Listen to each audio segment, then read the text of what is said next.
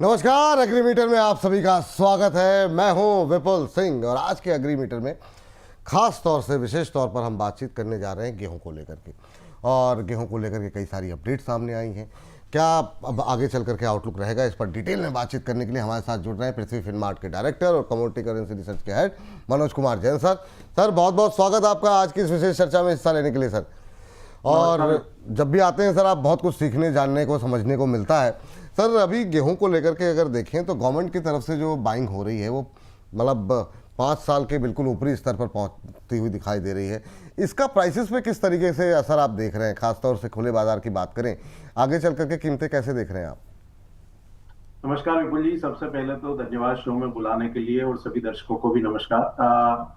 यहाँ पे जहां तक गेहूं की कीमतों का सवाल है तो हम देख रहे हैं कि इस बार का जो उत्पादन था भारत का वो रिकॉर्ड लेवल पे था और जो गवर्नमेंट के एस्टीमेट है उसके अनुमान के मुताबिक 12 करोड़ मेट्रिक टन के ऊपर का उत्पादन इस वर्ष हुआ है। जहां तक गवर्नमेंट की खरीदारी का सवाल है तो उसके पीछे मुख्य वजह यह है कि यहाँ पे न सिर्फ अंतर्राष्ट्रीय मौसम एजेंसी बल्कि भारतीय मौसम विभाग भी लगातार एक स्ट्रांग एल निनो जो है इस वर्ष यहाँ पे मानकर चल रहा है, जिसके चलते बारिश में यहाँ पे जो है कमी देखने को मिलेगी वर्ष 2026 में। और उसका असर जो है आने वाली जो खरीफ की जो रबी की जो फसल है उसके ऊपर पड़ सकता है वर्ष 2027 की। तो उसको ध्यान में रखते हुए और भारत की फूड सिक्योरिटी को ध्यान में रखते हुए भारत सरकार यहाँ पे लगातार जो है वो प्रोक्योरमेंट कर रही है और इसीलिए हमको दिख रहा है कि जो सरकारी पूल का जो स्टॉक है वो भी यहाँ पे रिकॉर्ड स्तर पर पहुंचता हुआ नजर आया है विपुल जी। लेकिन सर, अभी अगर हम देखें तो एक्सपोर्ट डिमांड भी थोड़ी सी बढ़ती हुई दिखाई दे रही है।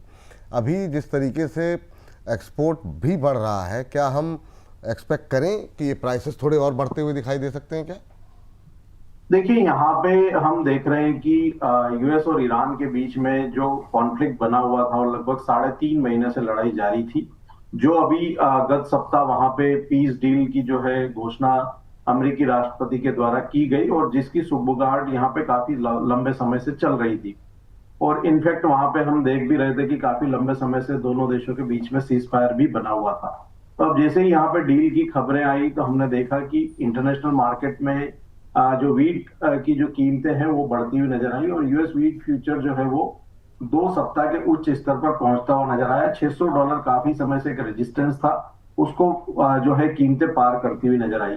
अब यहाँ पे स्ट्रेट ऑफ हॉर्मुज जो ब्लॉकेड था वहां पे वो हटता हुआ नजर आएगा, तो उसके चलते शिपिंग ऑपरेशन भी ईज होते हुए नजर आएंगे। तो जिसके चलते हम देख रहे हैं कि अंतरराष्ट्रीय बाजारों में कीमतें बढ़ रही है और ये सारी जो कवायद हम देख रहे थे कि जो वेस्ट एशिया के कॉन्फ्लिक्ट थे वो अब धीरे धीरे यहाँ पे नॉर्मल होंगे, तो निश्चित रूप से आने वाले समय में जो डिमांड है एक्सपोर्ट की वो बढ़ती हुई नजर आएगी।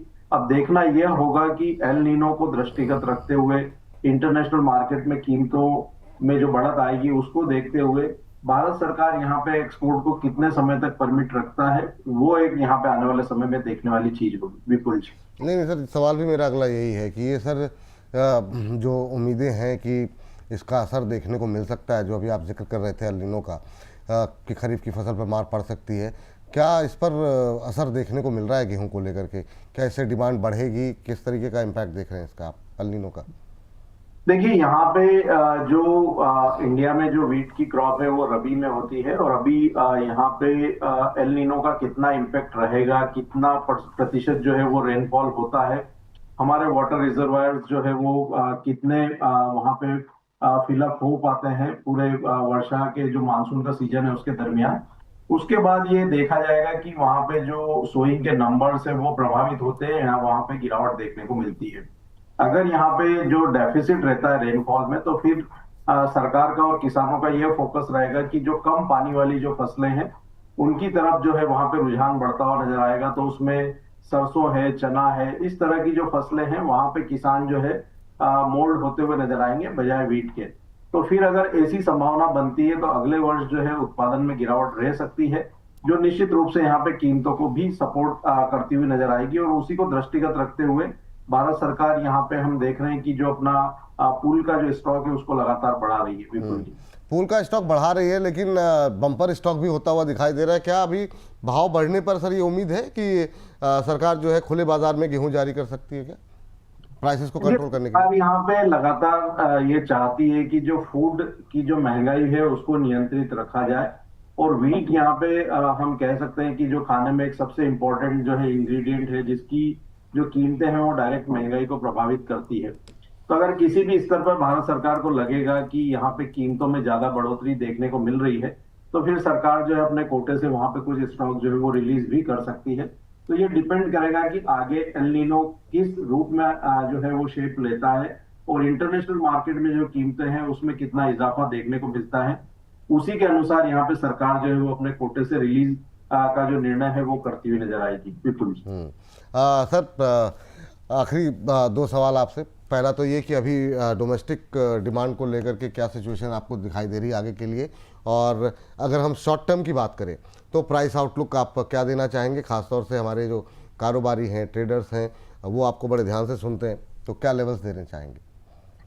देखिए, यहाँ पे जहां तक डिमांड का सवाल है, तो अभी हम देख रहे थे विपुल जी की पुरुषोत्तम मास के चलते हम यहाँ पे जो शादी ब्याह का जो सीजन है वो बंद था, और काफी हद तक वहां पे ट्रेवलिंग भी जो है वो प्रभावित होती हुई नजर आई थी। अब यहाँ पे जो है पुरुषोत्तम मास की समाप्ति के बाद फिर से एक महीना मैरिज सीजन रहेगा, तो निश्चित रूप से जो डोमेस्टिक डिमांड है वहां पे सुधार देखने को मिलेगा।